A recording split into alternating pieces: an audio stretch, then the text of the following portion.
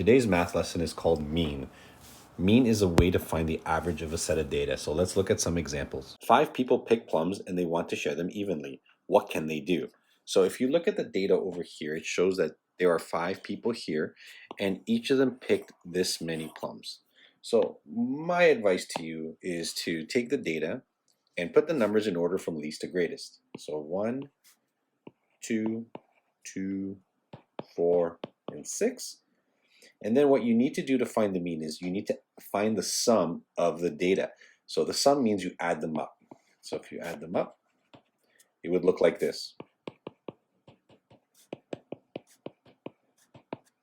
And the sum of this data would be 15. So 15 is the total plums picked.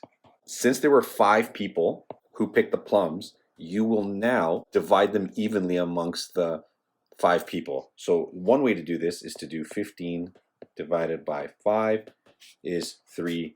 So that means 3 plums. Complete moving beads to find the mean. So this one here is you're just trying to balance out all of these beads here so they're all even. So as you can see in the first one here, there's 8. So there's a big row here. The second one has 5 and the third row has 2.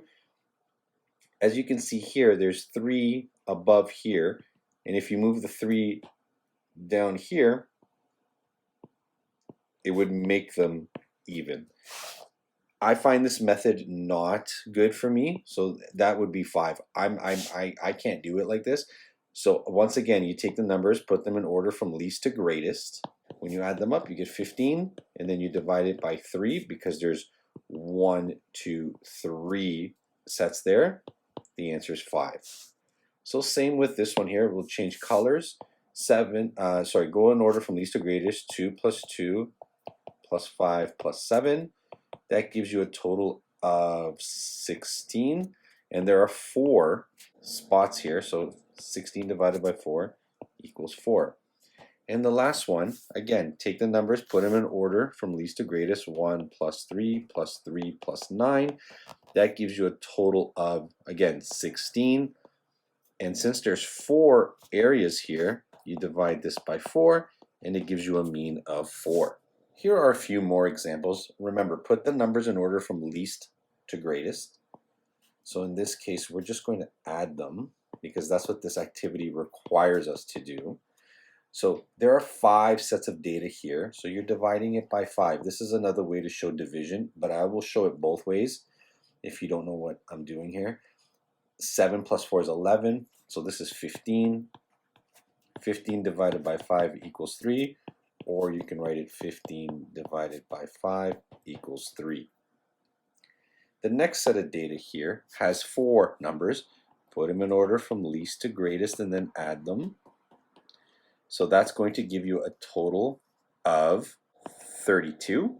Since there are 4 numbers in the data set, 32 divided by 4 equals 8. Now the bonus. This one's going to be a little tricky for some because there is a 0 here.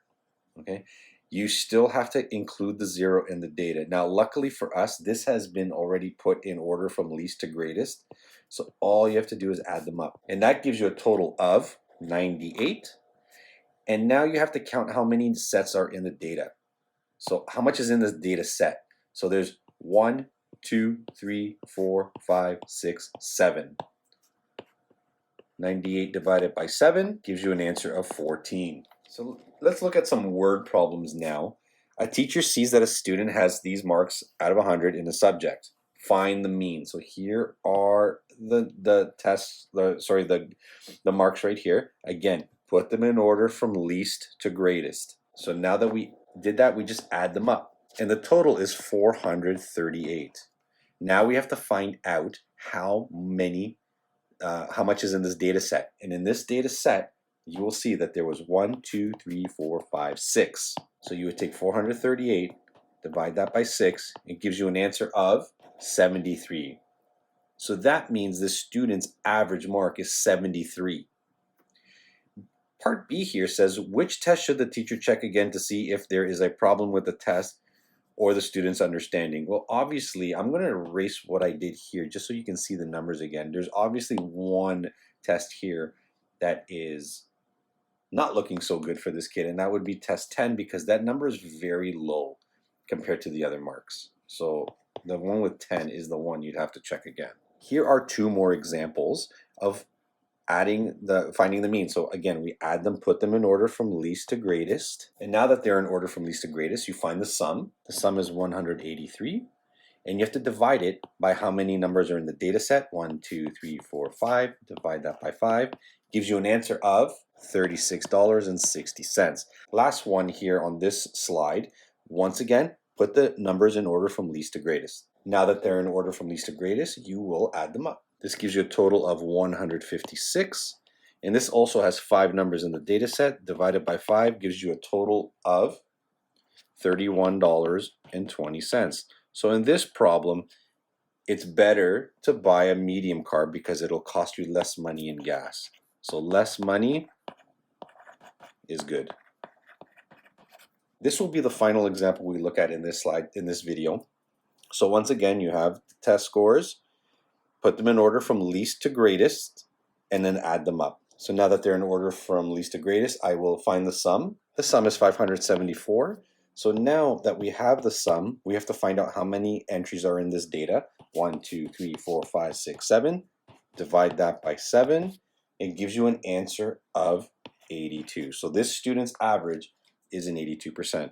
That's all for this video today. Thanks for watching, and I will see you in the next one. Bye-bye.